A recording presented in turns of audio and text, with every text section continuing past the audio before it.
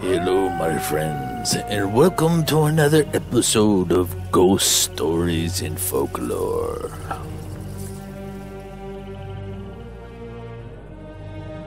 Tonight, my friends, I'm going to share with you a short but intriguing report about a church in Harpers Ferry, West Virginia, and that church is the St. Peter's Roman Catholic Church. We received a comment from one of our loyal viewers stating that they have never considered a church to have reported ghost stories in folklore. But sit back, my friends, and let me tell you that is definitely a possibility. You see, St. Peter's Church has been around for a very long time, and its walls not only house those who entered for worship, but has also served as a military hospital during the American Civil War. Construction on St. Peter's Catholic Church began in 1830 and took about 3 years to complete. It was the third church built in Harpers Ferry and sat on land previously owned by Robert Harper. Over the years it has been enlarged and renovated, but has been in continuous use since the late 1800s. For those of you not familiar with the history of Harpers Ferry, this small town sits in a very strategic location from the U.S. capital of Washington, D.C., and it served as a Union Army armament location that actually was picked out by President George Washington himself. Having this facility situated in this small town made it a prime target for both the Union and Confederate armies, and in fact, during the Civil War, Harpers Ferry switched hands between the Union and Confederacy 14 times. During these destructive battles, St. Peter's was the only church to survive the fighting, and that is accredited to Father Costello, who chose to stay with his church throughout the entire war. And whenever fighting started up, he would fly a British flag over the church. Fearing an international incident, neither side ever fired on the church, and that saved the structure from any war damage.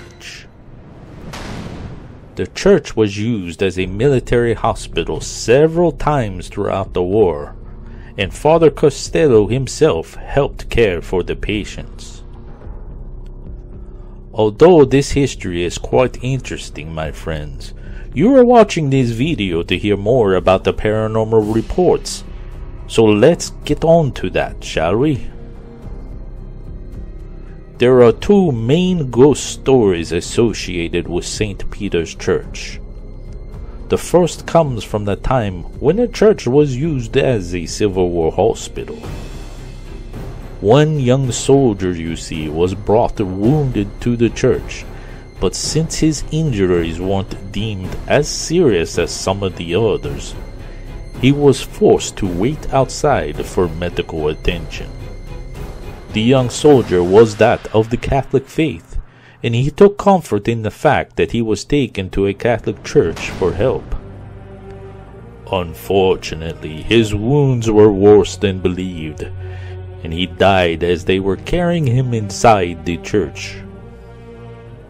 His last words are reported as being, "Thank God I am saved."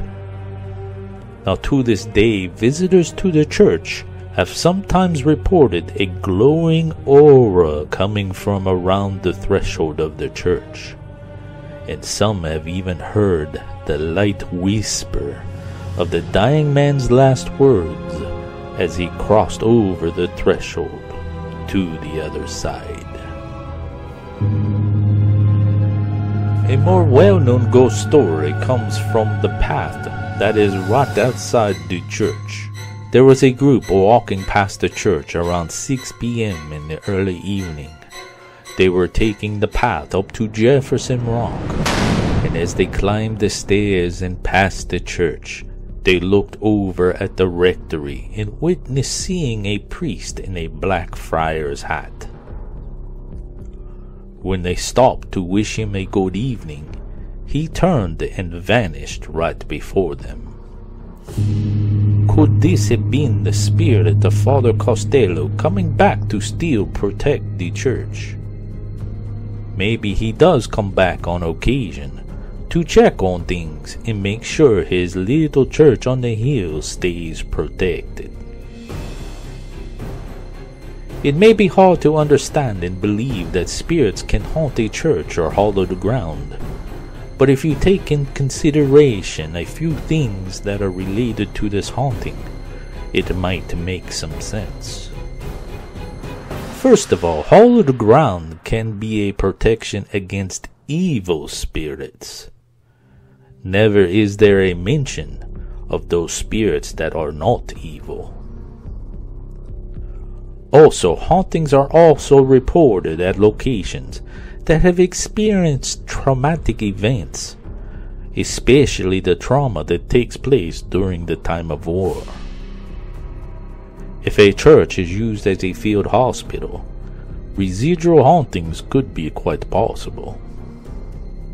And lastly, my friends, there are numerous reports of spirits that come back to locations that they loved or enjoyed while they were living, which could make sense with the story of Father Costello.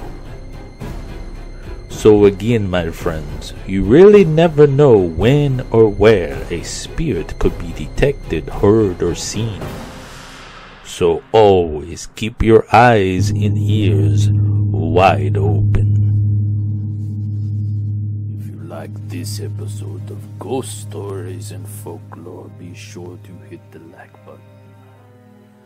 And if you would like more videos from Panady videos in the future, make sure you hit the subscribe and the bell for notifications. If you dare.